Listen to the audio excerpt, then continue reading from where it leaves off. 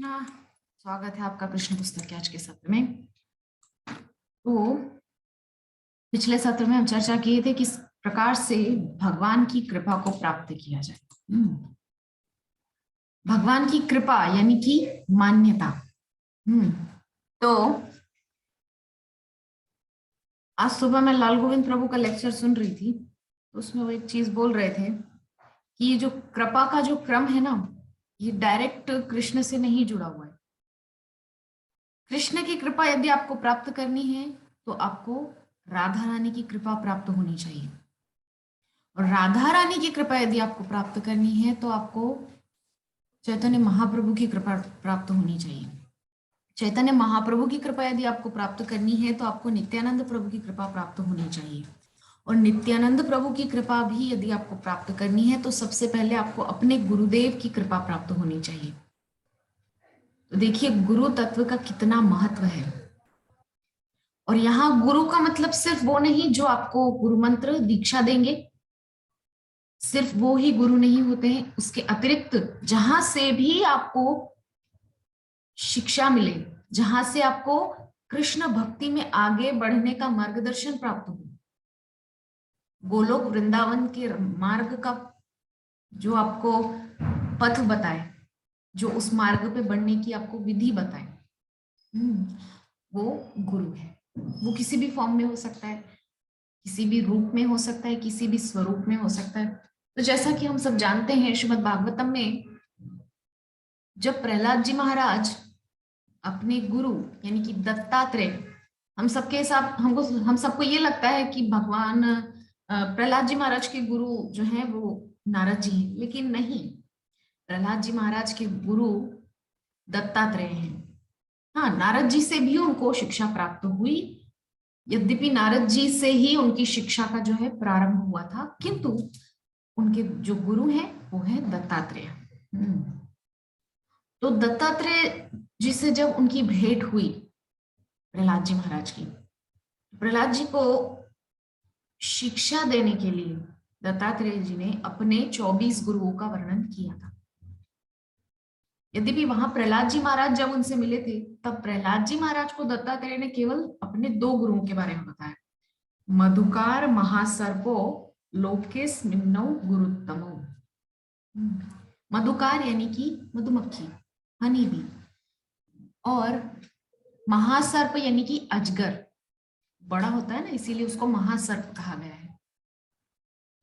लेकिन जब बाद में प्रहलाद जी महाराज की भेंट यदु महाराज से हुई, जिन यदु वंश में भगवान श्री कृष्ण आगे जाकर के प्रकट हुए थे, उन यदु महाराज से जब प्रहलाद जी महाराज की भेंट हुई तो यदु महाराज को दुखी देख करके प्रहलाद जी महाराज ने उनको ये सजेशन दिया, ये सलाह दी कि आप मेरे गुरुदेव श्री दत्तात्रेय जी महाराज के चरणों में जाइए, निस्संदेह आपके कष्टों से आपको मुक्ति मिलेगी। यदु महाराज बहुत कष्ट में थे उस समय, बहुत उनको कुछ मानसिक परेशानी थी। जब यदु महाराज दत्तात्रेय, जो कि भगवान का ही एक अवतार है, दत्तात्रेय भगवान की शरण में गए तो यदु महाराज को वहां पर दत्तात्रेय ने अपने 24 गुरुओं का उल्लेख वहां पर वर्णन किया है। प्रहलाद जी महाराज के समय तक तो केवल 2 ही गुरु थे, लेकिन बाद में और इस प्रकार से गुरु वहां पर हुए। तो सूर्य है, चंद्र है, अग्नि है, जल है, वायु है, पृथ्वी है, आकाश है, पर्वत है, कपोत, कपोत कपोतनी का जोड़ा यानी कि कबूतर और कबूतर की पत्नी का जोड़ा, इस प्रकार से पिंगला वैश्या और कुंवारी कन्या, और बहुत सारे जो है वहां पर गुरुओं का वर्णन श्री दत्तात्रेय जी महाराज ने यदु महाराज को किया है। तो ये सब यहाँ पर मैं क्यों कह रही हूँ, ये बात पूरी उठ रही है मान्यता यानी कि कृपा। तो कृपा जो है वो थोड़ा सा वाया मीडियम से आती है, वो डायरेक्टली नहीं आती, वाया मीडियम से आती है। और वाया मीडियम से जब वो आती है तो वो प्योरिफाइड होती है, और वैसे तो प्योरिफाइड ही, भगवान श्री कृष्ण अगर डायरेक्टली हम पर कृपा करेंगे तो वो प्योरिफाइड ही होगा। लेकिन अगर इतने रास्तों से गुजर कर आती है तो वो सब कृपा सबकी मिक्स हो जाती है। तो कृष्ण की कृपा में राधा रानी की कृपा मिल जाती है, उसके पश्चात महाप्रभु की कृपा मिल जाती है, नित्यानंद प्रभु की कृपा मिल जाती है, और सबसे बड़ा गुरु की कृपा मिल जाती है। तो वही बात कि गुरु किसी भी फॉर्म में हो सकता है। अब देखिए दत्तात्रेय जी को कहां कहां से शिक्षाएं मिली है। तो शिक्षा गुरु आपके अनेकों हो सकते हैं, अनगिनत हो सकते हैं, काउंटलेस हो सकते हैं, बट दीक्षा गुरु, इनिशिएशन जिनसे आपको हो, आपका इनिशिएशन जहां पर हो, आपको दीक्षा जहां पर मिले, वो गुरु एक ही होना चाहिए, उसमें परिवर्तन नहीं होना चाहिए। तो ठीक है, हम आगे बढ़ते हैं। एतदर्थ चैतन्य चरितामृत में बताया गया है कि श्री कृष्ण और गुरु की सेवा साथ साथ करनी चाहिए, और इस रीति से कृष्ण भावनामृत में प्रगति करनी चाहिए। देखिए अभी हम गुरु तत्व के, मैंने तो यहाँ पढ़ा भी नहीं था, और यहाँ गुरु के तत्व बने होता है। गुरु तत्व बहुत महत्वपूर्ण है। कबीरदास जी ने ऐसे ही तो नहीं कह दिया ना, कबीरदास जी बहुत महान विभूति थे। कबीरदास जी का जन्म कहाँ हुआ, कबीरदास जी की मृत्यु कैसे हुई, ये आज तक किसी को पता नहीं है। कबीरदास जी ऐसे ही गंगा में बहते हुए एक मुसलमान पति पत्नी को, जिनके संतान नहीं थी, उनको मिल गए, तो उन्होंने पालन पोषण किया, तो इस प्रकार से वो मुसलमान परिवार में पले बढ़े हैं। और उनकी मृत्यु के विषय में भी कोई कुछ नहीं जानता, कहाँ गए, एक कुटिया में जाकर के लेट गए थे, और सारे गांव वाले प्रतीक्षा कर रहे थे कि कबीरदास जी बाहर आएंगे, लेकिन जब जाकर के देखा है तो वहां पर केवल पुष्प थे, उनका शरीर नहीं था। तो ऐसी महान विभूति कबीरदास जी हैं। उन्होंने जो वाक्य कहे वो तो कोई साधारण वाक्य नहीं हो सकते कि गुरु गोविंद दोऊ खड़े काके लागू पाए, बलिहारी गुरु आपके जिन गोविंद दियो मिलाए। तो गुरु तत्व की महत्ता इससे हम समझ सकते हैं। और हमारे सिख संप्रदाय, जो हमारे सिख बंधुओं का संप्रदाय है, सिख भाइयों का जो संप्रदाय, उसमें तो गुरु परंपरा, गुरु तत्व का कितना महत्व है। गुरु नानक देव जी, गुरु तेग बहादुर, इस प्रकार से बहुत सारे उसमें गुरु हुए हैं, है ना। तो ठीक है, हम समझ गए कि गुरु और कृष्ण की सेवा जो है वो साथ साथ करनी चाहिए। इस रीति से कृष्ण भावनामृत में प्रगति करनी चाहिए। तो गुरु के निर्देश में की गई श्री कृष्ण की सेवा ही प्रामाणिक सेवा है। यानी कि गुरु का निर्देश, यानी कि डायरेक्शंस, गुरु के डायरेक्शंस में अगर आप कृष्ण की सेवा करते हैं तो वो प्रामाणिक होती है, वो बोनाफाइड होती है। यानी कि आप अपने मन से कृष्ण की सेवा कर रहे हैं। सेवा से मतलब सिर्फ अर्चा विग्रह की सेवा नहीं, भक्ति मार्ग में आप जो कुछ भी करते हैं वो सब कृष्ण की सेवा ही है। यानी कि प्रचार भी एक सेवा है, भगवान की कथा को लोगों को सुनाना, हरिनाम का प्रचार करना, ये भी सेवा है। तो ये सब गुरु के निर्देश में होना चाहिए। गुरु के निर्देश में होने से ये सब कुछ मतलब प्योरिफाइड होता है, बोनाफाइड होता है, इसमें कहीं त्रुटि नहीं हो सकती, क्योंकि हम अपना मेंटल स्पेकुलेशन, यानी कि हम अपना मनोविज्ञान लगाएंगे तो भूल होने की संभावना है, क्योंकि हम जो मनुष्य हैं, हमारी इंद्रियां अपूर्ण है। किंतु गुरु तत्व जो है वो कृष्ण का सीधा सीधा अंश होता है। श्री चैतन्य चरितामृत का अध्ययन करने पर पाया, जो पहला ही अध्याय था आदि लीला का, शायद पहला ही अध्याय था, शायद पहला या दूसरा अध्याय, जो स्पिरिचुअल मास्टर यानी कि आध्यात्मिक गुरु पर ही वो पूरा अध्याय है, तो उसमें बताया है कि गुरु तत्व को साधारण हमारी तरह मनुष्य समझने की भूल नहीं करना चाहिए। गुरु तत्व कृष्ण का सीधा सीधा अंश है, या यूं कहिए कृष्ण ही गुरु का रूप बना करके हमारे पास आते हैं। क्योंकि हमको डायरेक्टली कृष्ण तो डायरेक्शंस देने नहीं आ सकते कि ऐसा करो वैसा करो, तब तो लोग पार्शियल पार्शियल पार्शियल कहेंगे उनको कि आप पार्शियलिटी करते हैं, पक्षपात करते हैं। तो इसीलिए कृष्ण गुरु का वेश धारण करके अपने भक्तों के निकट रहते हैं और उनको अपने ही निर्देशों में अपने पास आने का मार्ग बताते हैं, है ना, कितनी अच्छी बात। तो गुरु तत्व कृष्ण का ही अंश है, या मैं सीधे सीधे शब्दों में कहूं तो गुरु कृष्ण ही है, क्योंकि कृष्ण से मिलाने की सामर्थ्य कृष्ण में ही है, किसी साधारण मनुष्य में नहीं है। तो हम समझ गए क्योंकि गुरु श्री कृष्ण के अभिव्यक्त प्रतिनिधि होते हैं। देखिए कितनी सुंदर बात, जिसका वर्णन कर रहे थे वही लाइन यहाँ पर आ गई। ये चैतन्य चरितामृत में है ना, इसीलिए तो देखिए एक दर्थ चैतन्य चरितामृत में बताया गया है। ये पहले आदि लीला का पहला या दूसरा अध्याय, मुझे इस समय स्मरण नहीं आ रहा है, लेकिन उसका नाम ही है स्पिरिचुअल मास्टर। उसमें पूरा हमारा जो गुरु तत्व है, आध्यात्मिक गुरु, उसके विषय में पूरी अच्छे से विस्तृत चर्चा है। तो गुरु तत्व जो है वो प्रामाणिक अभिव्यक्त प्रतिनिधि है, भगवान के बिल्कुल प्रामाणिक प्रतिनिधि है। श्रील विश्वनाथ चक्रवर्ती ठाकुर कहते हैं कि जब कोई गुरु को संतुष्ट कर लेता है तब वह परमेश्वर को संतुष्ट कर लेता है। ये देखिए बिल्कुल वही बात क्या कह रहे हैं कि जब कोई गुरु को संतुष्ट कर लेता है तो वह परमेश्वर को संतुष्ट कर लेता है। कैसे? अभी हम क्या चर्चा कर रहे थे कि कृष्ण ही गुरु तत्व में अपने आप को विस्तारित करते हैं, है ना। तो जब कृष्ण ही है, गुरु को संतुष्ट करना मतलब परमेश्वर को संतुष्ट करना। तो गुरु रूप में कृष्ण ही आए हैं ना, तो हम गुरु को संतुष्ट कर रहे हैं तो कृष्ण तो संतुष्ट हो ही जाएंगे, क्योंकि वो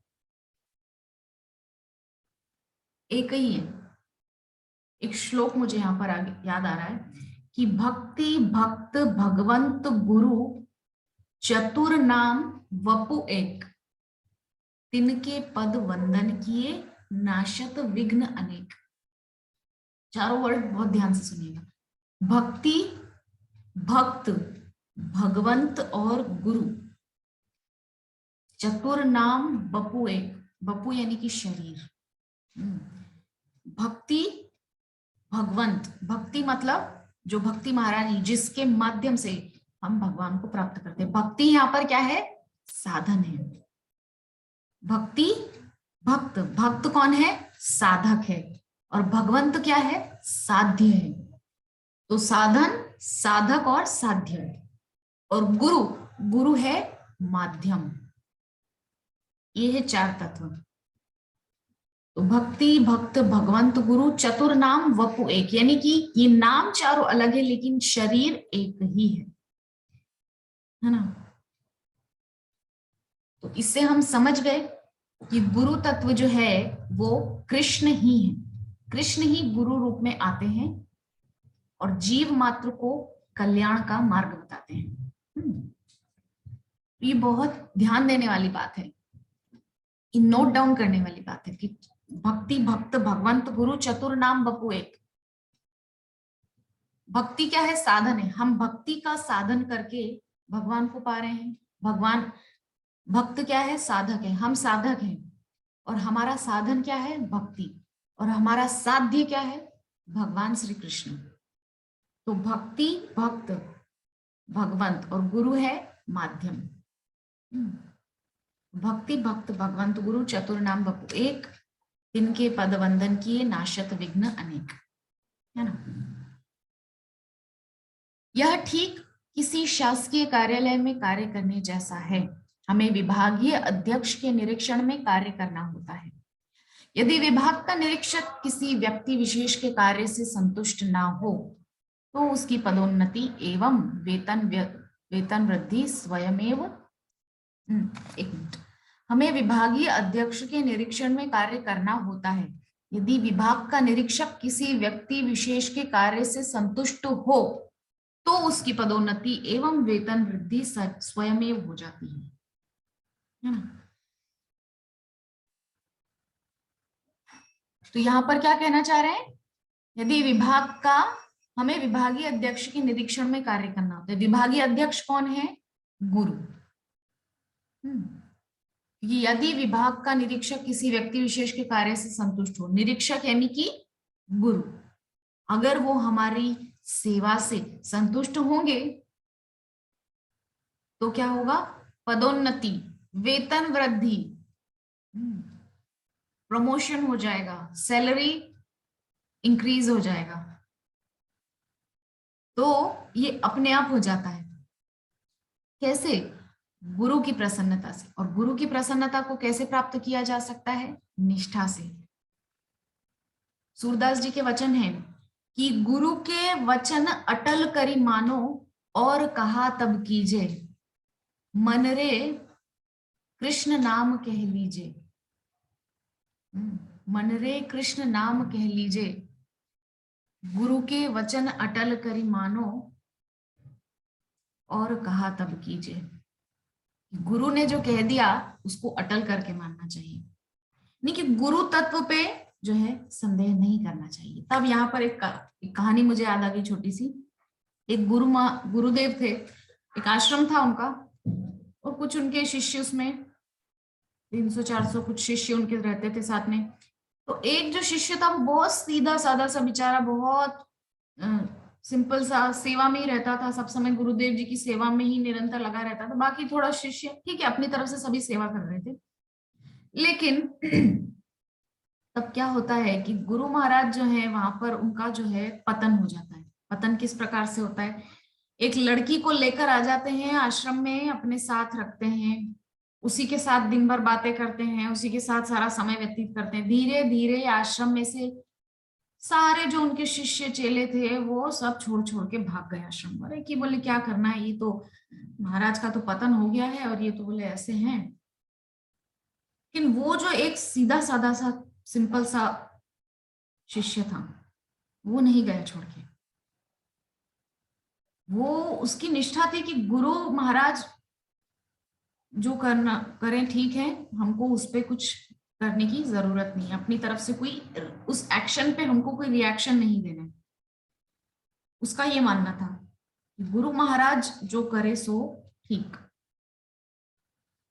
अब एक बार उसकी गुरु में निष्ठा, मैं निष्ठा पर यहाँ पर ये कहानी सुना रही हूँ। निष्ठा शब्द मैंने अभी कहा ना कि गुरु में निष्ठा, गुरु की यहाँ पर क्या बात आई थी कि यदि विभाग का निरीक्षक किसी व्यक्ति विशेष के कार्य से संतुष्ट हो, निरीक्षक कौन है, गुरुदेव। गुरुदेव संतुष्ट कैसे होंगे, निष्ठा से। निष्ठा पर ये कहानी मैं सुना रही हूँ। तो निष्ठा जब होती है तो उसका क्या मायने होता है। तो वो जो गुरु महाराज है वो उस लड़की के साथ रहते, सब समय जो है कमरे में बंद रहते और इस प्रकार से, और ये सब चल रहा था। तो एक दिन वो लड़का इतना सीधा, उसकी भक्ति से भगवान प्रसन्न हो गए। भगवान चतुर्भुज नारायण साक्षात विमान लेकर के वहां प्रस्तुत हो गए। विमान लेकर के भगवान श्री नारायण, श्री जगदीश भगवान, श्री लक्ष्मीपति, श्री हरि, श्री विष्णु उसके सामने आ गए और आकर के उससे बोलते हैं कि हे पुत्र, तुम्हारी भक्ति से, तुम्हारे सरल व्यवहार से हम बहुत प्रसन्न हैं। चलो हम तुमको अपने धाम ले जाने के लिए आए हैं। तो निष्ठा पे ही मैं बता रही हूँ आपको। तो उस शिष्य ने कहा कि अच्छा ठीक है, आप रुकिए, मैं अपने गुरुदेव से आज्ञा लेकर के आता हूँ। तो भगवान ने कहा ठीक है, जाओ आज्ञा ले आओ, कोई दिक्कत नहीं, खड़े हैं हम, थोड़ा सा प्रतीक्षा कर लेंगे। तो भगवान खड़े हैं, भगवान को प्रतीक्षा करवा रहा है और गुरुदेव से आज्ञा लेने गया है। अब गया गुरुदेव के पास, तो गुरुदेव से पूछ रहा है कि हे गुरुदेव, मतलब गुरुदेव उस लड़की के साथ कमरे में सो रहे थे, रात्रि का समय था, दरवाजा खटखटाया। गुरुदेव बोले क्या हुआ, इतनी रात को दरवाजा खटखटा रहे? बोले गुरुदेव बाहर विमान आया है, भगवान श्री हरि मुझे ले जाने के लिए आए हैं। तो जरा मैंने सोचा उनको खड़ा करके आया हूँ, वेट कर रहे हैं मेरा, आप मुझे आज्ञा दीजिए कि मैं आपकी सेवा से निवृत्त होकर अब भगवत धाम, आपकी कृपा से मुझे भगवान का दर्शन हुआ और मुझे वो ले जाने के लिए आए हैं। तो जिस गुरु की कृपा से ये हुआ है उनसे मैं थोड़ा आज्ञा तो ले लूं। तो वो लड़का आज्ञा लेने आया है। गुरुदेव ने कहा अच्छा, भगवान साक्षात नारायण हरि विमान लेकर तुझे लेने के लिए आए हैं? बोले हाँ, मुझे लेने के लिए आए हैं। तो एक काम कर, अपने भगवान से पूछ कि गुरु महाराज को भी साथ में ले जाना पड़ेगा। बोले ठीक है गुरु जी, अभी अभी जाकर बात करता हूँ भगवान से। भगवान के पास आया वापस पलट करके, तो बोल रहा है कि मैं तो चलूंगा आपके साथ, लेकिन एक शर्त है, मेरे गुरुदेव को भी लेकर के चलना पड़ेगा।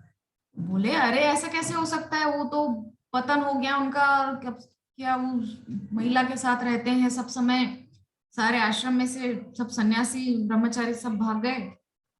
बोले नहीं नहीं, उसको थोड़ी लेकर जा सकते। बोले ठीक है तब आप जाओ, अगर गुरुदेव को आप नहीं ले जा सकते तो मैं भी नहीं आऊंगा, मैं यहाँ ठीक हूँ मेरे गुरुदेव की सेवा में, आप जाओ, आपका विमान लेकर के आप जाओ। भगवान बोले ठीक है जाओ, लेकर आओ अपने गुरुदेव को भी। गया दौड़ के फिर से, बोले गुरुजी मान गए, भगवान मान गए, चलो चलो चलो आप भी चलो। गुरुजी बोले कि गुरुजी को आ सकती है उस औरत से? गुरुजी बोले कि मैं भी चलूंगा, पर ये जो माता जी है ना तुम्हारी, इनको भी साथ में ले जाना पड़ेगा, ये यहाँ क्या करेगी बेचारी मेरे बिना। तो गुरुजी की बात सुन के वो बोलता हाँ बिल्कुल ठीक है, मैं अभी भगवान से बात करता हूँ। फिर आया है भगवान के पास दौड़ करके, बोलता है कि गुरुजी के जो साथ में वो जो माता जी रहती है ना, वो भी जाएंगी साथ में, क्योंकि वो यहाँ क्या करेंगी अकेली माता जी। बोले नहीं नहीं, उस औरत को हम नहीं ले जा सकते, उस औरत की वजह से ही तो सारा आश्रम खाली हो गया है, उस एक औरत की वजह से सारे ब्रह्मचारी सन्यासी आश्रम छोड़ के भाग गए, तुम्हारे गुरुजी का पतन हो गया, सारा भ्रष्ट हो गया सारा उनका धर्म।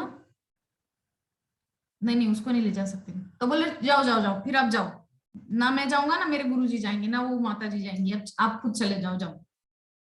भगवान ने बोला ठीक है दादा चल, तू भी चल, तेरा गुरु भी चले और वो माता जी भी चले। तो ये यहां मैंने क्यों सुनाई ये कहानी, निष्ठा।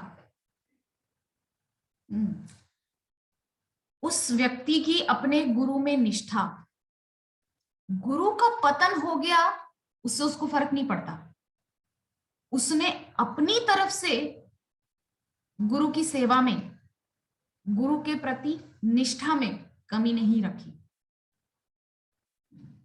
समझने वाली बात यहाँ पर जो हमारे लिए है वो ये है, गुरु तत्व में जो है हमको अपनी तरफ से कभी कोई फॉल्ट नहीं देखना चाहिए, दोष दृष्टि, यद्यपि दोष दृष्टि तो किसी के भी प्रति होना ही नहीं चाहिए, किंतु विशेषकर कुछ लोग बहुत बड़े वाले होते हैं, बहुत महान होते हैं, वो सीधा गुरु पे अटैक करते हैं। एक महाशय थे, उन्होंने गुरु जी को शादी में बुलाया था कि गुरु महाराज प्लीज शादी में आप आइएगा, मेरी शादी है फलाना दिन। इन गुरु जी नहीं आए, तब वो तो शुरू हो गया, बोले देखिए साहब ऐसा है, गुरुजी आए नहीं, अब वो तो क्या है कि जहां बड़ा बड़ा डोनेशन मिलता है वहां जाते हैं। देखिए व्यक्ति की पहुंच देखो, सीधा गुरु महाराज पे अटैक किया है, वैष्णव अपराध भी किया तो छोटा मोटा नहीं, बड़ा वाला, सीधा गुरु महाराज। तो समझने वाली बात यह है, गुरु तत्व पे हमको अपनी तरफ से उंगली नहीं उठानी चाहिए। तो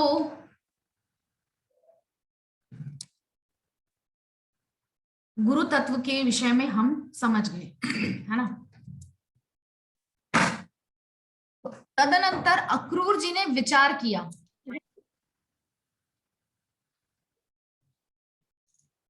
जब श्री कृष्ण एवं बलराम जी मेरे व्यवहार से प्रसन्न हो जाएंगे तो निश्चय ही वे मेरा हाथ पकड़ लेंगे। अक्रूर जी चल रहे हैं मथुरा से वृंदावन के मार्ग में, तो ये सब विचार उनके मन में आ रहा है। जब श्री कृष्ण और बलराम से मैं भेंट करूंगा तो मेरे व्यवहार से प्रसन्न हो जाएंगे, तो वो निश्चय ही मेरा हाथ पकड़ लेंगे, मुझे अपने घर के अंदर, जैसे छोटे बच्चे करते हैं ना, कोई घर के सदस्य, परिवार के दूसरे लोग, जैसे कि किसी के घर में दादा दादी कहीं दूर रहते हैं, आते हैं गर्मी की छुट्टियों में, या बच्चे लोग जाते हैं, तो इस प्रकार से हम देखते हैं बच्चे, देखो मेहमान आते हैं तो हाथ पकड़ पकड़ के अंदर, अरे देखो माँ पिताजी देखिए कौन आए हैं, कितना अच्छा लग रहा है घर में मेहमान आए, इस प्रकार से बच्चे लोग करते हैं ना। तो अक्रूर जी वैसा मन में चिंतन कर रहे हैं कि जब मैं जाऊंगा तो प्रसन्नतावश दोनों भैया मेरे दोनों हाथ पकड़ के खींच खींच के मुझे अंदर ले जाएंगे, हाँ, और अंदर ले जाएंगे, और मेरे साथ जो है मुझे फिर बहुत आनंद आएगा। इस प्रकार से, और आदर पूर्वक मेरा अनेक प्रकार से आतिथ्य करेंगे। इस प्रकार से अक्रूर जी के मन में विचारों का उबाल, मुझसे कंस एवं उसके मित्रों की गतिविधियों के विषय में अवश्य ही प्रश्न करेंगे। इस प्रकार श्वल्फ के पुत्र श्वफल्क के पुत्र अक्रूर जी ने मथुरा से यात्रा करते समय श्री कृष्ण का ध्यान किया। दिवसावसान तक वे वृंदावन पहुंच गए। दिवसावसान मतलब शाम लग गई उनको, उस समय रथ पे गए वो, तो रथ पे गए इसीलिए उनको सुबह से शाम हो गई, क्योंकि बीच बीच में कहीं रुके भी, थोड़ा स्नान करना, इस प्रकार से है, तो शाम तक पहुंच गए हैं वृंदावन। अब श्री कृष्ण के चिंतन में लीन अक्रूर जी की समस्त यात्रा समय की गति का अनुभव किए बिना ही व्यतीत हो गई, उनको समय का भान ही नहीं है, और उनकी यात्रा पूरी हो गई। जब वे वृंदावन पहुंचे सूर्यास्त हो रहा था, संध्या समय हो रहा था। जो ही उन्होंने वृंदावन की सीमा में प्रवेश किया, उन्हें गोपद चिन्ह एवं श्री कृष्ण के पग चिन्हों के दर्शन हुए। बहुत सुंदर। अक्रूर जी जब पहुंचे हैं तो उनको छोटे छोटे बाल कृष्ण के चरण चिन्हों का दर्शन, क्योंकि कैसे उन्होंने पहचाना कि बाल कृष्ण के चरण चिन्ह हैं। एक दिन पहले भी हम चर्चा किए थे कि जब माता देवहूति को भगवान कपिल तृतीय स्कंद के अभी लगभग 25वें अध्याय से लेकर 33वें अध्याय तक तृतीय स्कंद में कपिल भगवान माता देवहूति को वर्णन कर रहे हैं, सांख्य योग का, भक्ति योग का, ज्ञान योग का, बहुत सुंदर सुंदर जो है वहां पर वर्णन कर रहे हैं श्री कपिल देव, जो कि भगवान के अवतार है। मैं भगवान के अवतार जो कपिल हैं उनकी यहाँ पर चर्चा कर रही हूँ। एक और कपिल हुए, उनके विषय में मैं जानती नहीं हूँ, लेकिन श्रीमद् भागवतम में श्रील प्रभुपाद ने उनके विषय में भी वहां पर कहा है, किंतु उनका जो दिया गया ज्ञान है वो सब व्यर्थ है, उसका कोई मायने नहीं है ना। तो सीधी सी बात हम समझ गए कि वहां पर कपिल देव जो है, भगवान कपिल देव अपनी माता देवहूति को वर्णन कर रहे हैं कि हे माता, चिंतन कैसे करना है, मेरे श्री अंग का चिंतन कैसे करना है। तो चरण से शुरुआत करनी है कि वज्रांकुश ध्वज सरोरुह लांछनाढ्यम। वज्र अंकुश ध्वज सरोरुह लांछनाढ्यम मतलब वज्र का चिन्ह, अंकुश का चिन्ह, ध्वजा का चिन्ह, सरोरुह मतलब कमल का चिन्ह, लांछनाढ्यम मतलब चिन्ह। मेरे इन चरणों का चिंतन यदि आप करना चाहती हैं माता, तो इन चरणों में ये चिन्ह होते हैं।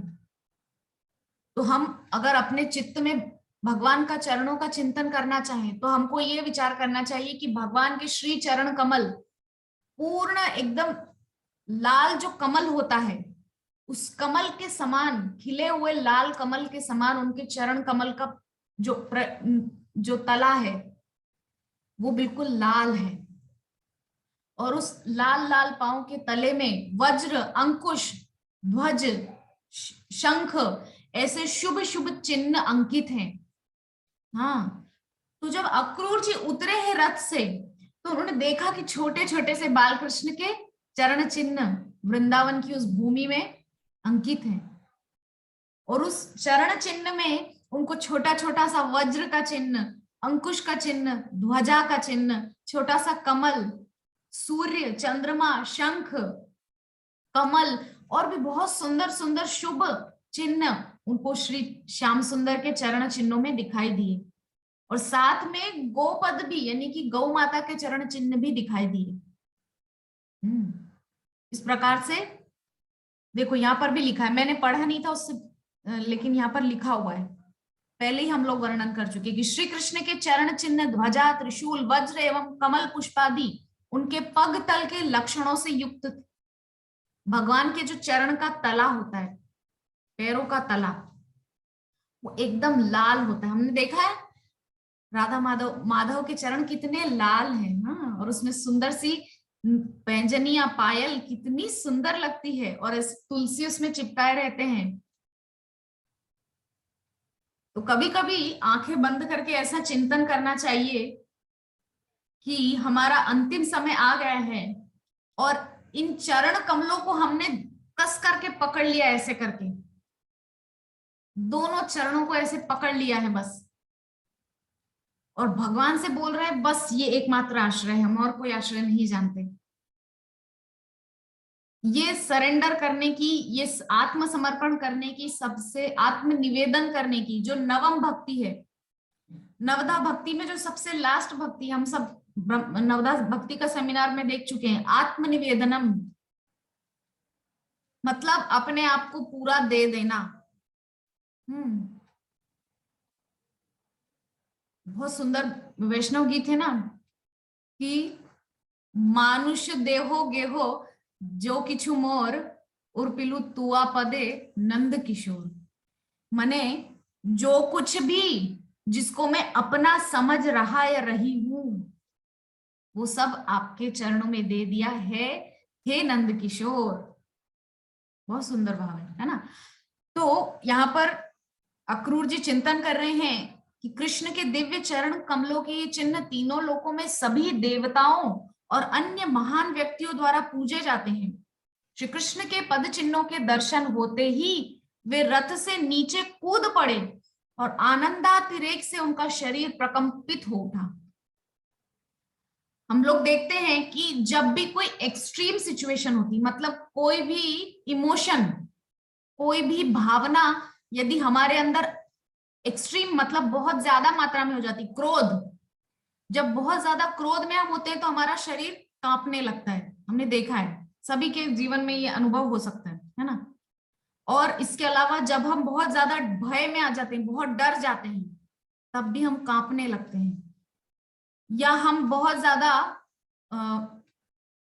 कहना चाहिए कि जब हमसे कोई गलती हो जाती है तब भी हम डरते हैं। मान लीजिए किसी ने कोई चोरी की तो वो डर के मारे कांपने लगेगा कि पकड़ में ना आ जाए। तो ये जो है अतिरेक अवस्था में होते हैं, मतलब एक्सट्रीम कंडीशंस में। तो वहां पर अक्रूर जी को किस बात का अतिरेक हुआ? आनंद का। इतना ज्यादा आनंद उनको श्याम सुंदर के चरण चिन्ह देखकर हुआ कि वो रथ से कूद पड़े और उस रज में लोटपोट हो गए बिल्कुल। उस रज को पूरे शरीर पे लगा रहे हैं, पूरा माथा वाथा में। हाँ, और ऐसी अवस्था अक्रूर जी की हो गई वहां पर, बिल्कुल ऐसा लग रहा है लुटे हुए से लग रहे हैं बिल्कुल। पूरा अपने आप को ब्रज की रज में सान लिया उन्होंने। उनके नेत्रों से अश्रु बहने लगे। अब अश्रु बह रहे हैं और ब्रज की रज तो पूरा मुख पे ब्रज की रज जो है चिपक गई, अच्छे से लग गई। श्री कृष्ण के चरण कमलों के स्पर्श से पावन उस धूलि के दर्शन कर हर्षातिरेक से अक्रूर जी मुख के बल धरती पर लौटने लगे। इससे मुझे याद आ गया, 2 दिन पहले मेरे पिताजी से मैं बात कर रही थी, तो मेरे पिताजी वृंदावन जा चुके हैं, तो मुझे कह रहे थे कि याद रखना रमण रेती में जरूर लोट लगाना। रमण रेती एक स्थान है वृंदावन में, वहां पर लोग जाकर के लोट लगाते हैं, क्योंकि रमण रेती में श्रीमती राधा रानी और श्याम सुंदर नित्य ही विहार करने के लिए आते हैं, ऐसा ब्रज के रसिकों का मानना है। और नित्य ही श्यामा श्याम ब्रज की पूरी ब्रज की परिक्रमा करते हैं, देखने के लिए कि हमारे भक्त किस अवस्था में हैं। कुछ कष्ट तो नहीं है ब्रज 84 कोस में। ये देखने के लिए श्यामा शाम नित्य ही पूरे वृंदावन की परिक्रमा करते हैं, पूरे ब्रज की परिक्रमा करते हैं। तो अक्रूर जी की वृंदावन यात्रा आदर्श है। क्या संयोग है कि कुछ दिनों बाद हमको भी इसी प्रकार से वृंदावन की यात्रा पे निकलना है, और अभी हमको वही प्रसंग, मुझे वो प्रसंग पढ़ने को मिल रहा है। तो मैं महसूस कर सकती हूँ कि जब मैं भी उस अवस्था में रहूंगी कि वृंदावन धाम जब जाएंगे, उस धरती पर जब पांव रखेंगे, तो वहां का तो वाइब्रेशन ही अलग होता है। वहां तो नित्य श्यामा शाम विहार करते हैं, वो तो विहार स्थली है श्यामा शाम की। तो वृंदावन यात्रा का विचार रखने वाले को अक्रूर जी के आदर्श पद चिन्हों का अनुसरण करना चाहिए। देखिए, प्रभुपाद ने स्पष्ट रूप से बोल दिया है यहाँ पर कि वृंदावन की यात्रा का विचार रखने वालों को अक्रूर जी के पद चिन्हों का अनुसरण करना चाहिए। क्या मतलब है यहाँ पर कहने का कि वृंदावन ये सिर्फ ये भूमि का वृंदावन नहीं, यहाँ पर श्रील प्रभुपाद जो कहना चाह रहे हैं मूल तत्व उसको हमको समझना है। यहाँ पर श्रील प्रभुपाद कहना चाह रहे हैं जो गोलोक वृंदावन है, जो हमारा असली घर है,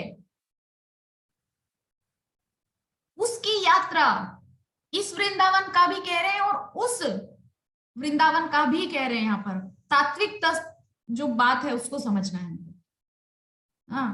कि इस वृंदावन या उस वृंदावन, दोनों में से जिस दोनों की यात्रा का विचार रखने वाले, यानी दोनों जगह पर जाने का जो विचार रखते हैं, उनको अक्रूर जी के आदर्श पद चिन्हों का अनुसरण करना चाहिए। तो अक्रूर जी के आदर्श पद चिन्ह कौन से हैं? हम इतने दिन से, लगभग 8-10 दिन से लगातार इसी सब पे चर्चा कर रहे हैं। क्या चर्चा कर रहे हैं कि अक्रूर जी जिस दिन से, मतलब जिस समय से मथुरा से निकले हैं, निरंतर उनके चित्त में केवल कृष्ण है, केवल कृष्ण और बलराम का चिंतन है। ये है अक्रूर जी के आदर्श पद चिन्हों का अनुसरण। अब एक बार और अच्छे से इस मूल तत्व को हम समझ लेते हैं। क्या है मूल तत्व? मान लीजिए पहले इस वृंदावन, तो इस वृंदावन की यात्रा हम करेंगे, तो मान लीजिए हमको निकलना है यहाँ से 9 तारीख को, तो आज से चिंतन मन में शुरू हो जाएगा। जाएंगे तो ऐसा होगा, राधा रमन दर्शन करेंगे, बांके बिहारी दर्शन करेंगे, बरसाना जाएंगे, श्रीमती राधा रानी के महल का दर्शन करेंगे, नंद भवन जाएंगे, नंदगांव का दर्शन करेंगे, गोकुल भी जाएंगे, मथुरा भी जाएंगे, विश्राम घाट भी देखना है, केशी घाट भी देखना है, वंशी वट भी देखना है, निधि वन भी देखना है, और न जाने क्या क्या देखना है।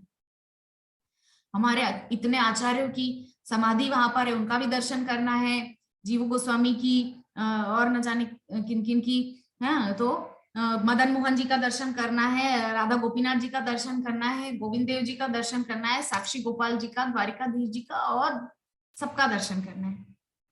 तो ये हो गया हमारा इस वृंदावन जाने के पहले का चिंतन, अक्रूर जी के पद चिन्हों का अनुसरण, यानी कि चिंतन में सिर्फ कृष्ण और बलराम, कि वहां जाएंगे तो इस प्रकार से कृष्ण बलराम का दर्शन होगा।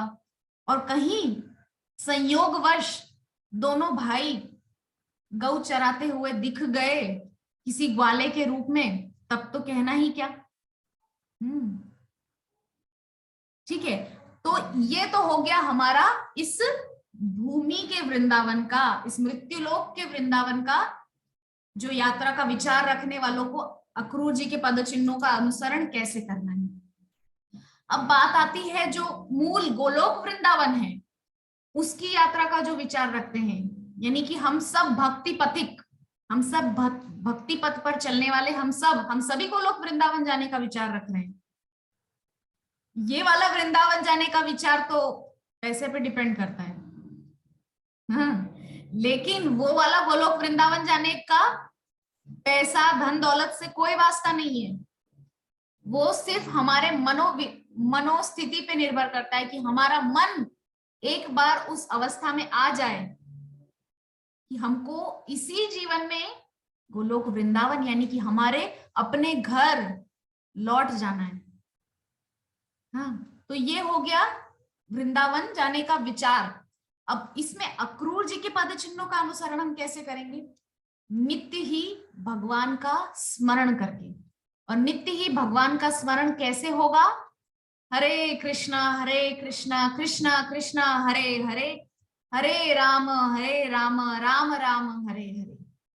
ये है भगवान का स्मरण करने की सबसे आसान और सबसे सुलभ विधि, जो कि श्रीमान महाप्रभु ने हम कलयुग के जीवों पर कृपा करके हमको प्रदान की है। तो ये हो गया अक्रूर जी के पद चिन्हों का अनुसरण।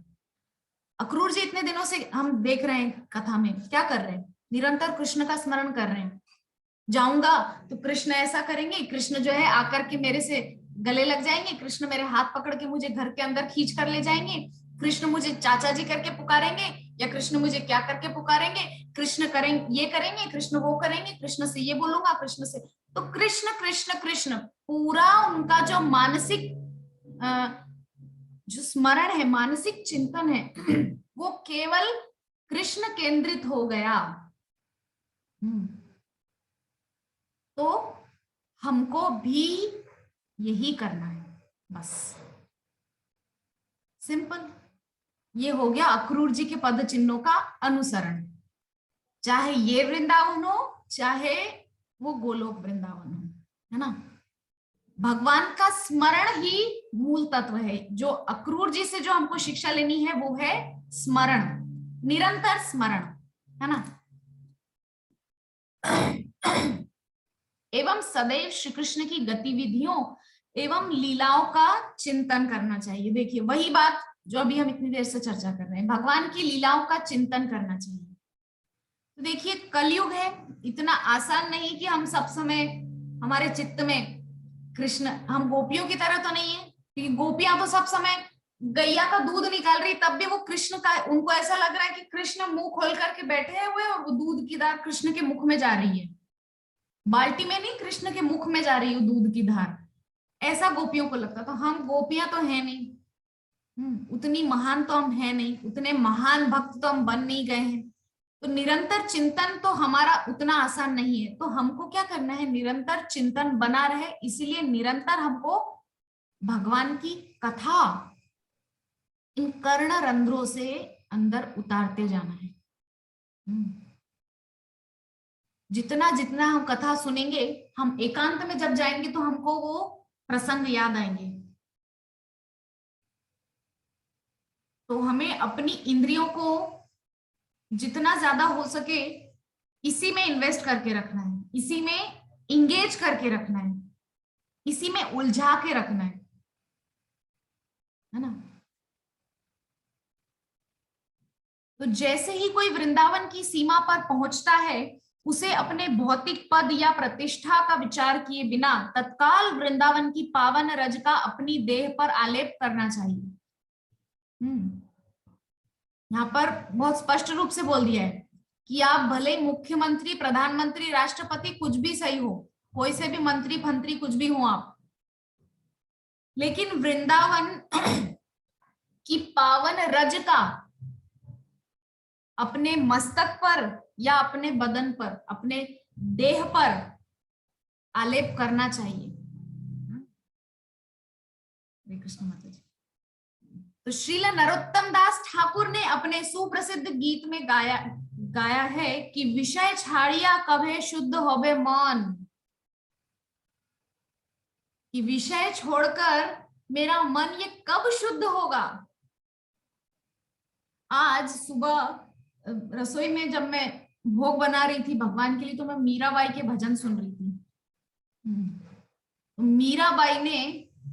मीराबाई के जो भजन है वो सुनने में ऐसा लगेगा कि कोई बहुत ही भावुक व्यक्ति ने लिखे हैं, लेकिन उन भावुक भजनों में भी बहुत गूढ़ तत्व है, वो बुद्धि समझने वाली बुद्धि समझ सकती है।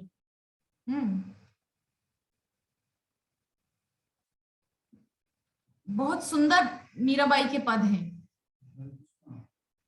कि मीराबाई कह रही हैं कि अरे माई, हरि के बिना मैं कैसे जीऊं, भगवान के बिना मैं कैसे जीऊं, हरि बिन कैसे, प्रभु बिन कैसे जीऊं री। हाँ, और एक मीराबाई का पद है, होली का पद है कि किनु संग खेलू होली, पिया तज गए मैं अकेली। कि मैं किसके साथ होली खेलूं, मेरे पिया तो मुझे त्याग के चले गए, अब मैं किसके साथ होली खेलूं। तो क्या हमारे अंदर कभी ये भाव आता है, जैसे मीराबाई इतना विह्वल होके कृष्ण के प्रति गाती हैं, कभी हमारे अंदर नहीं आता। और एक बहुत सुंदर पद है मीराबाई का कि उड़ जा रे कागा, मतलब जो कौवा होता है ना उसको बोल रही है, लेकिन असल में वो कौवा को नहीं बोल रही है। वहां पर आगे की लाइन सुननी है हमको कि उड़ जा रे कागा। हम्म अ, मुझे इस समय स्मरण में नहीं आ रही पंक्ति कि तेरे उड़े सो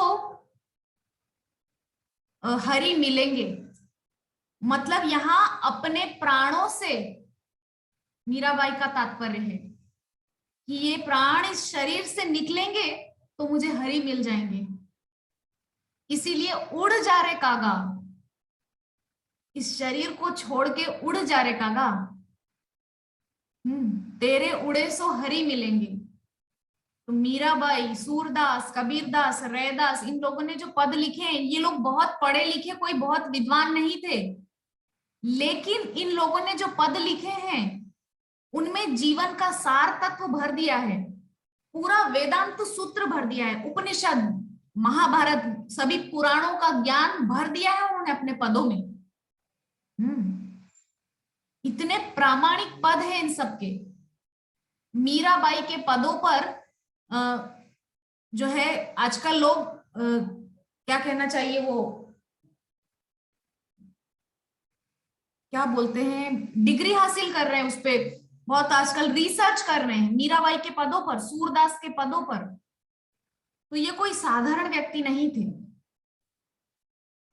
हमारा जो नवधा भक्ति का सेमिनार हुआ है उसमें हम सूरदास पे भी चर्चा कर चुके हैं, मीराबाई पे भी चर्चा कर चुके हैं। सूरदास कोई और नहीं, स्वयं उद्धव ही सूरदास के रूप में आए थे, और उद्धव तो भगवान के प्रिय हैं, कृष्णस्य दैत सखा, कृष्ण के बहुत प्रिय हैं, कृष्ण के ही जैसे दिखते हैं वो, कृष्ण अपने जैसा ही उनको बना कर रखते हैं। वो भी पीतांबर पहनते हैं, कृष्ण भी पीतांबर पहनते हैं, कृष्ण भी मोर मुकुट लगाते हैं तो उद्धव भी मोर मुकुट लगाते हैं, है ना। तो उद्धव जी ही सूरदास जी बन के आए थे, और ब्रज की एक गोपी ही जो माधवी थी द्वापर युग में, वो ही माधवी गोपी अगले जन्म में मीराबाई बन के आई थी। वो कोई साधारण औरत नहीं थी, साधारण जीव नहीं था, वो जीवात्मा, वो भगवान की गोपी, प्रिय गोपी थी। हम्म तो इन लोगों के पद व्यर्थ कैसे हो सकते हैं, इन लोगों के पद तो इतने तत्व भरा पड़ा है, समझने वाला चाहिए। लोग भावुक अवश्य हैं, लेकिन बिना भाव के भगवान को पाया भी नहीं जा सकता। हाँ, जब तक भाव नहीं होगा, थोड़ा सा भावुक नहीं होगा इंसान, तो भगवान को पा कैसे सकता है। महाप्रभु का तो पंथा ही भाव का है, महाप्रभु ने तो भाव से ही पाया है, मतलब भाव से ही पाने का मार्ग बताया है। लेकिन अगर भावुक ही नहीं होगा व्यक्ति, तो वो भगवान को कैसे पा सकता है, वो तो रूखा सूखा मिलन होगा फिर। जब तक भाव का रस नहीं होगा तब तक मिलन अधूरा है भगवान से। तो हम चर्चा कर रहे थे कि अक्रूर जी भगवान के जो चरण चिन्ह है उसकी रज को अपने पूरे शरीर पर आलेप कर रहे हैं। तो नरोत्तम दास ठाकुर का पद है कि विषय छाड़िया कौबे शुद्ध होए मन। इसका अर्थ है इंद्रिय सुख के दूषण को त्याग देने के पश्चात जब मेरा मन शुद्ध हो जाएगा, तब मैं वृंदावन की यात्रा करने में समर्थ होऊंगा। इतने महान आचार्य श्रीमन महाप्रभु के अत्यंत प्रिय नरोत्तम दास ठाकुर ये कह रहे हैं। अच्छा, यहाँ पर एक चीज हम समझे, ये जो आचार्य है अपने आप को इतना दीनहीन क्यों बताते हैं? ऐसा नहीं है कि वो बहुत विषय में ग्रस्त है, नरोत्तम दास ठाकुर बहुत विषयी प्राणी है, बहुत लस्टी है, ऐसा कुछ नहीं है। वो उनकी विनम्रता है, वो उनका दैन्य है। कि वो अपने आप को इतना तुच्छ, इतना निम्न, इतना हीन समझते हैं, किंतु वो बहुत बहुत उच्च श्रेणी के भक्त हैं, हम कल्पना भी नहीं कर सकते।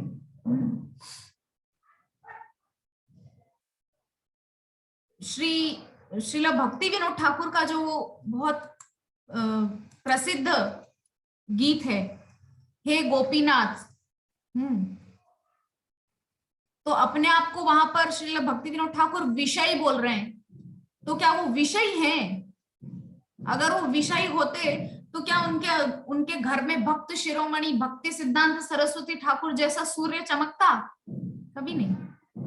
वो एक महान भक्त थे, तभी तो उनके घर में ऐसा महान भक्त आया है। तो वहां पर वो ये पदों में ये लोग भक्त, महान भक्त जो इस तरीके के वाक्य डालते हैं, वो अपना दैन्य, अपनी विनम्रता दिखाने के लिए। तो वास्तव में केवल टिकट क्रय करके कोई वृंदावन नहीं जा सकता। बहुत सुंदर बात यहाँ पर कह रहे हैं कि केवल टिकट करके कोई वृंदावन नहीं जा सकता। अक्रूर जी ने वृंदावन जाने की प्रक्रिया को दर्शाया है, और क्या प्रक्रिया है वो हम कुछ देर पहले ही उस पर चिंतन कर चुके हैं कि कोई भी यदि वृंदावन जाने का विचार रखता है तो उसको अक्रूर जी के पद चिन्हों का अनुसरण करना है। अक्रूर जी के पद चिन्ह यानी कि निरंतर कृष्ण का चिंतन, निरंतर कृष्ण का चिंतन जो है आपकी वृंदावन यात्रा को सुगम बना देगा। ठीक है, तो ठीक है, आज के सत्र को यही विश्राम देते हैं। कल कोशिश करेंगे कि अध्याय पूरा हो जाए। बहुत दिन हो गए, ये अध्याय इतना सुंदर है कि इसके एक एक पृष्ठ पे मुझे 2-2, 3-3 दिन लग गए। ज्यादा बड़ा है चैप्टर, अभी भी 2 पेजेस और हैं। उम्मीद है कि कल ये अध्याय पूरा हो जाएगा, कल नहीं तो परसों तो हो ही जाएगा। हाँ, तो आज के सत्र को ही विश्राम देते हैं। हरे कृष्णा। आप में से यदि किसी वैष्णव का कोई प्रश्न जिज्ञासा हो तो आप पूछ सकते हैं। हरे कृष्णा।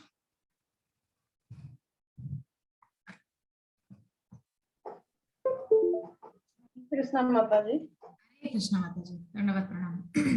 माता जी, और जो बता रही हैं वृंदावन के विषय में, जितना बता रही थी कि इस जगह ये है वे है, वे सारे चीज वृंदावन में जाने के बाद से सब कुछ दिखाई, मतलब सब कुछ से दर्शन हो जाएगा। आप कौन से वृंदावन की बात कर रही है? प्रकट वृंदावन की या अप्रकट वृंदावन की? यानी कि प्रकट में यही वृंदावन माता जी जहाँ आप जा रही हैं, वही वृंदावन की बात कर रहे हैं। क्यों दर्शन नहीं होगा? जी माता जी, बहुत सारे बात बताएंगे। ये जो हमारा उत्तर प्रदेश का वृंदावन है, इसी की बात कर रही है ना आप? जी जी माता जी, इसी का बात कर रहे हैं। आप जाएंगे तो आपको सब दर्शन हो जाएगा। राधा रमण जी के दर्शन हो जाएंगे, बांके बिहारी जी के दर्शन हो जाएंगे, राधा गोपीनाथ जी के, राधा दामोदर जी के, अद्वैत वट है वहां पर।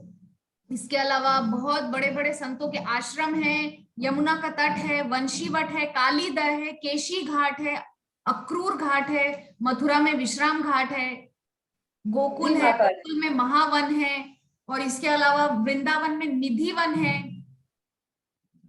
जी माता जी, उसी के बात कर रहे हैं। हुए तो धाम वाला जो गोलक वृंदावन है, वो तो भगवान ले जाएंगे तो वहां तो थोड़ी हम देख पाएंगे। देखिए माता जी, क्या मैंने एक पॉइंट यहाँ पर बोला कि जो भी वृंदावन जाने का विचार रखते हैं उनको अक्रूर जी के पद चिन्हों का अनुसरण करना है। तो वो वाला वृंदावन भी तो हमको जाना ही है ना इसी जन्म में।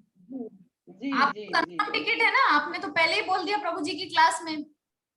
जी माता जी, एकदम बोल दिए हैं, सो एकदम मतलब उस पर निश्चित हैं हम। तो आपको अक्रूर जी की जो प्रोसेस है उसको फॉलो करना है। अक्रूर जी की प्रोसेस क्या है? निरंतर कृष्ण का चिंतन। कि जब मैं गोलोक वृंदावन पहुंच जाऊंगी ना, तो मैं ऐसा करूंगी, कृष्ण को रोज अपने हाथों से नहलाऊंगी, अपने हाथों से श्रृंगार करूंगी, अपने हाथ से भोग बना के खिलाऊंगी, अपने हाथ से सुलाऊंगी। ये सब आपको प्रोसेस फॉलो फॉलो करनी है, अक्रूर जी की चिंतन करना है। है ना? ठीक है माता जी। जी माता जी। और कोई जिज्ञासा? हरे कृष्णा माता जी। तो ठीक है, हमारे साथ अनामिका माता जी। अनामिका माता जी, आपका कोई प्रश्न है? अच्छा, ये माता जी रागी के रोटी बनाए, रागी। वाह, बहुत सुंदर। तो ये आपको ये भी चिंतन करना है कि ये मैं यहाँ पे भी बना रही हूँ, मुझे यहाँ से मुक्त होने के बाद गोलोक वृंदावन में भी यही काम करना है। तो ये अभी आप ये प्रैक्टिस कर रहे हैं, आप वहां जाकर के आपको परफॉर्मेंस देना है। अभी आप प्रैक्टिस कर रहे हैं। जरूर देंगे, इसके लिए पीछे नहीं है हम। हाँ, एकदम वहाँ जो भी बना करके खिलाना होगा हमसे बनेगा, सो जो भी बना के खिलाएंगे भगवान के, कृष्ण भगवान के, और उनके साथ और लोग रहेंगे उनको भी खिलाएंगे। हमको इसमें बहुत मजा आता है, खिलाने में बहुत मजा आता है। बना के खिलाने में गरम गरम जो हमसे होता है बहुत मजा आता है। वाह, इतना खुशी से बनाते हैं, खिलाते हैं। तब तो आप पक्का यशोदा मैया वाला पद पाएंगी कृष्ण के पास जाकर के, क्योंकि कृष्ण बहुत शौकीन है खाने के। जी माता। बहुत बड़े खवैया हैं वो। आपको पता नहीं जगन्नाथ जी को कितनी बार भोग लगता है दिन में? पुरी में दिन भर भोग लगता है जगन्नाथ जी को, दिन भर। जी माता जी। हाँ, ये जो हमारे कुछ ठाकुर हैं वृंदावन में, राधा वल्लभ जी हैं, राधा वल्लभ जी, ये रोज शादी करते हैं, रोज दूल्हा बनते हैं, बहुत शादी करते हैं। और हमारे जगन्नाथ जी पुरी में, जो जगन्नाथ बलदेव और सुभद्रा हैं, मेरे प्रभु जी की बात नहीं कर रही हूँ मैं जगन्नाथ जी की बात कर रही हूँ, भगवान जगन्नाथ जी की बात कर रही हूँ। तो वो जो जगन्नाथ जी हैं वो बहुत खाते हैं, बहुत खाने के शौकीन है। आप खिलाए जाओ उनको दिन भर प्रेम से, मना नहीं करेंगे खाने में कभी भी। बहुत बड़े खवैया हैं। जी माता जी। जी जी। और हमारे बांके बिहारी जी रास रचैया हैं, बहुत रास रचाने के शौकीन हैं। और आपको मैं बताऊं, राधा रमन लाल जी जो है हमारे वृंदावन में, जो कि हमारे गौड़ीय परंपरा में ही एक अलग धारा में है। यद्यपि है वो महाप्रभु की ही धारा में, लेकिन महाप्रभु के पश्चात वो धारा थोड़ा अलग हो गई। जो गोपाल भट्ट गोस्वामी है महाप्रभु के पार्षद, उनके शालिग्राम में से ही प्रकट हुए श्री राधा रमन लाल जी। तो राधा रमन लाल जी जो है वो बहुत ही बहुत छोटे से ठाकुर है। वृंदावन के सबसे छोटे ठाकुर श्री राधा रमन लाल जी हैं, सबसे छोटे और सबसे लाडले हैं।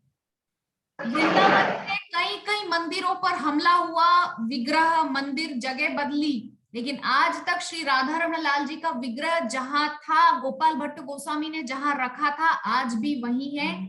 राधा रमन लाल जी के मंदिर को कोई मुसलमानों का हमला भी क्षति नहीं पहुंचा सका। ऐसे हमारे छोटे से लाडले श्याम सुंदर श्री राधा रमन लाल जी हैं।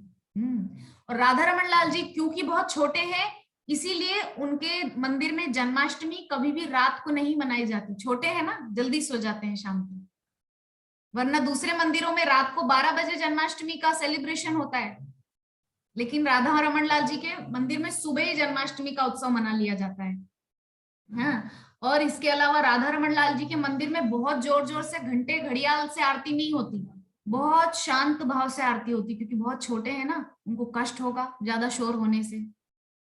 देखिए कितना प्रिय भाव है श्याम सुंदर के प्रति भक्तों का। छोटे से राधा रमन लाल जी हैं, अगर जोर जोर से आरती गाएंगे, घंटे घड़ियाल बजा बजा के, तो कष्ट होगा छोटे से लाला को। इसीलिए बहुत धीरे धीरे से आरती होती है राधा रमन लाल जी की। हाँ, तो इस वही प्रकार तो से कह रहे हैं। माता जी जो बता रही हैं, इतना अंदर से उत्सुकता आ रहा है कि कब हम भी वहां, हम भी पहुंच यही करके थोड़ा यही तो मेरा देर उद्देश्य है माता जी, आपके अंदर उत्सुकता पैदा करना।